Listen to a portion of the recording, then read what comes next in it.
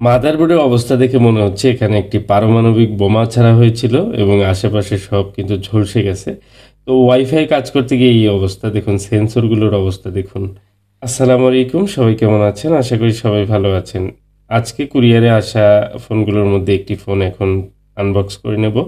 তো এখানে যে ফোনটি পাঠিয়েছেন, এই ফোনটি পাঠিয়েছেন রাজবাড়ী থেকে। এটি স্যামসাংয়ের একটি ফোন। তো আসলে পোকো ফোনগুলো কাজ করতে করতে বা আপনারাও ভিডিও দেখতে দেখতে হয়তো বোর হয়েছেন। আজকের ভিডিওটি একটু আলাদা হবে। দেখুন এখানে স্যামসাং A10s ফোনটি রানিং রয়েছে। আর এই ফোনের সমস্যা সম্ভবত ওয়াইফাই সমস্যা রয়েছে।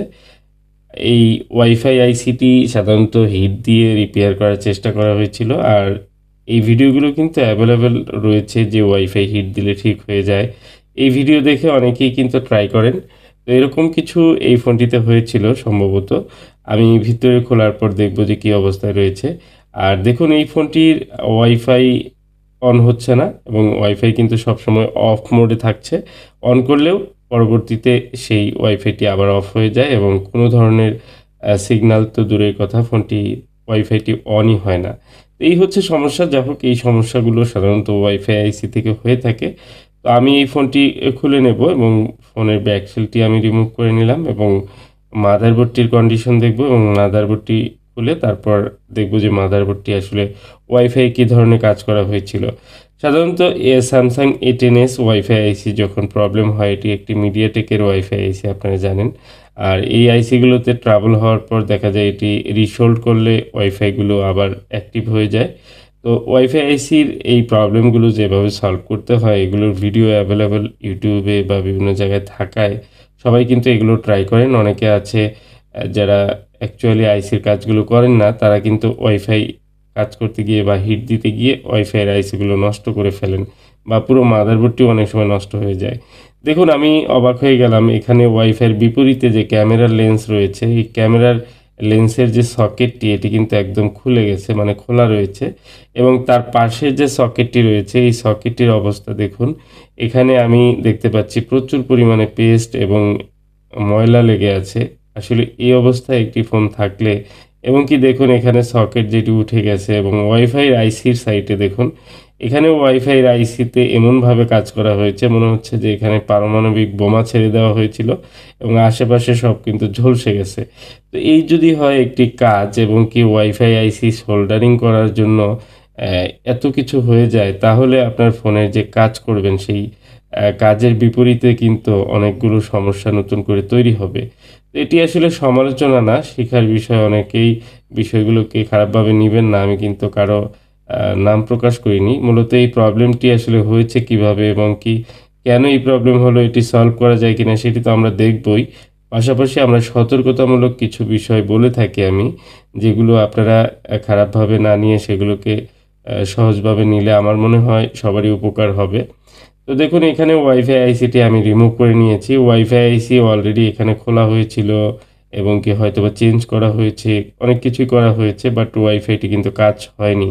কাজ হয়নি বিধায়ই কিন্তু এক পর্যায়ে গিয়ে এই ফোনটি কিন্তু আমার হাতে এসেছে। এটি একটি ক্রিটিক্যাল কন্ডিশনে থাকার কারণেই কিন্তু ফোনগুলো দেখা যায় যে হতাশ হয়ে তারপর পাঠান বা অনেকেই এগুলো ট্রাই করেন এবং যখন দেখেন হচ্ছে না তখন কিন্তু একজন এক্সপার্টের শরণাপন্ন হন। তো এই কাজটি কিন্তু খুবই সহজ একটি কাজ। যারা প্রাইমারি লেভেলে মানে ১ম এ যখন এই প্রবলেমটি হয়েছিল, তখন একজন এক্সপার্টের কাছে গেলে এটি খুব সহজেই প্রবলেমগুলো সলভ হয়ে যায়। তো আমার মনে হয় সেই জায়গাটিতে একটু ভুল ছিল, যে কারণে এই অবস্থা। তো আমি ওয়াইফাই আইসিটি রিমুভ করে জায়গাটি পরিষ্কার করে নিলাম এবং ক্যামেরার যে সকেট রয়েছে এই পাশে দেখুন অ্যান্টিনার এখানে কিন্তু সোল্ডারিং লেগে শর্ট হয়ে আছে।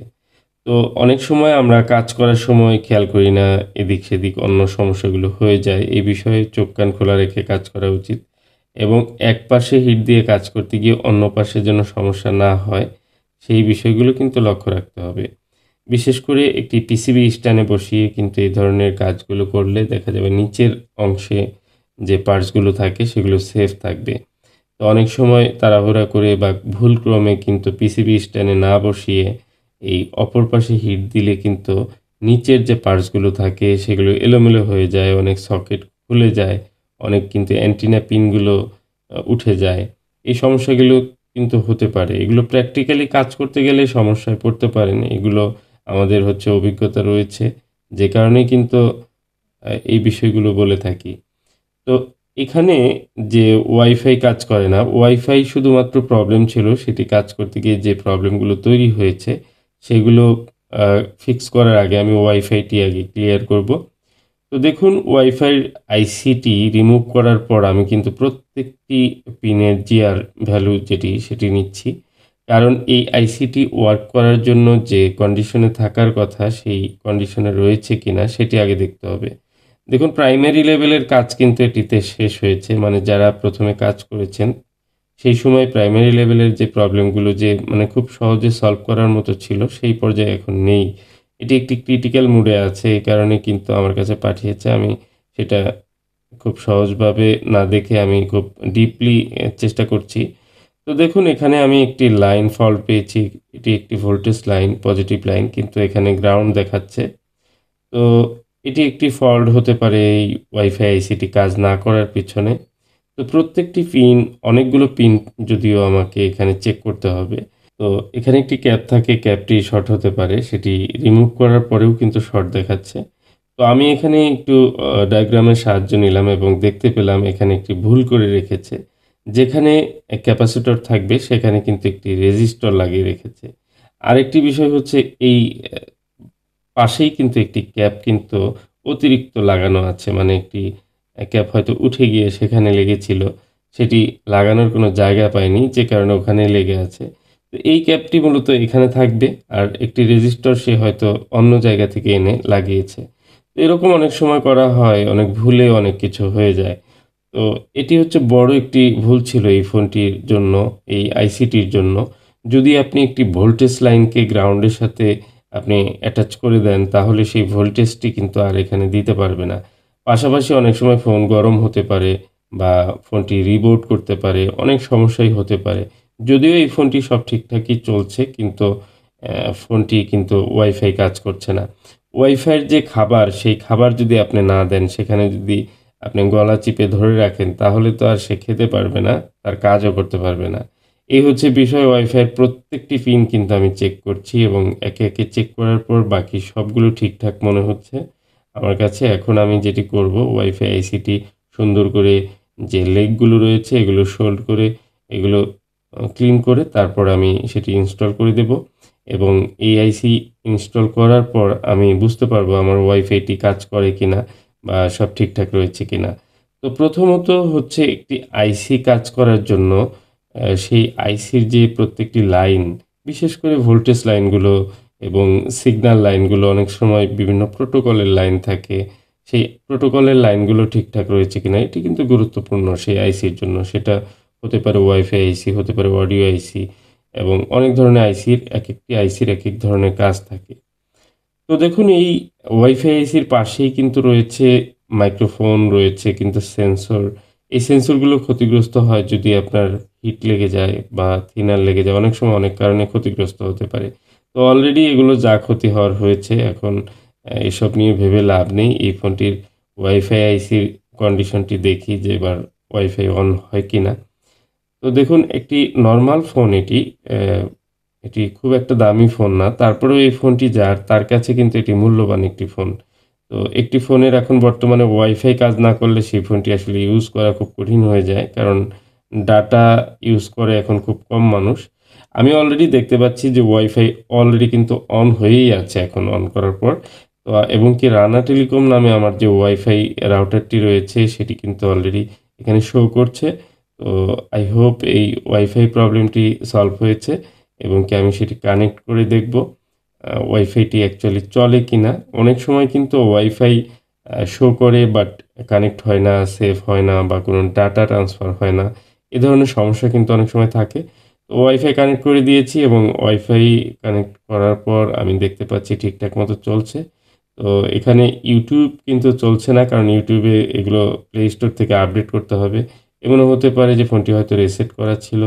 যা হোক, এই ফোনটির অনেকদিন যাবৎ হয়তো আপডেট পাচ্ছে না, যে কারণে আপডেট কিন্তু নিতে শুরু করে দিয়েছে ওয়াইফাই পাওয়া মাত্রই।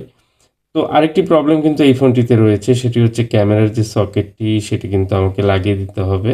কারণ ক্যামেরা যেহেতু ঠিক রয়েছে কিন্তু সকেটটি খুলে এসেছে আর অন্য পাশে হিট দিয়ে কাজ করার কারণে এই পাশে ক্যামেরাটি রিমুভ হয়ে যায় বা কোনো সমস্যা হয়ে যায়।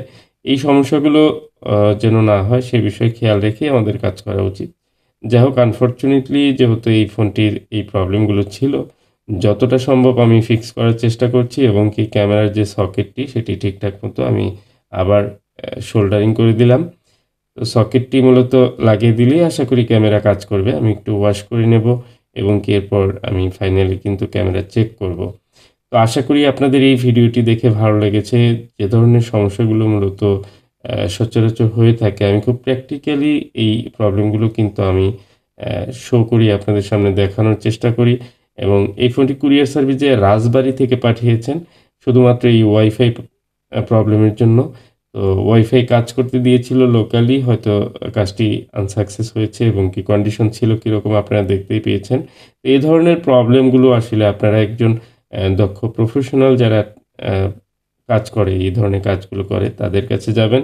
আইসি লেভেলের কাজগুলো অ্যাকচুয়ালি অনেকেই করছেন, অনেক জায়গায় হচ্ছে। তারপরেও আমি বলব যে আপনারা একটু ভেবে-চিন্তে কাজগুলো করাবেন যেন আপনার ডিভাইসটি খারাপ না হয়ে যায় এবং যারা আমরা কাজ করব তারা দায়িত্বশীলভাবে কাজ করার চেষ্টা করব যেন কোনো ডিভাইস খারাপ না হয়ে যায়।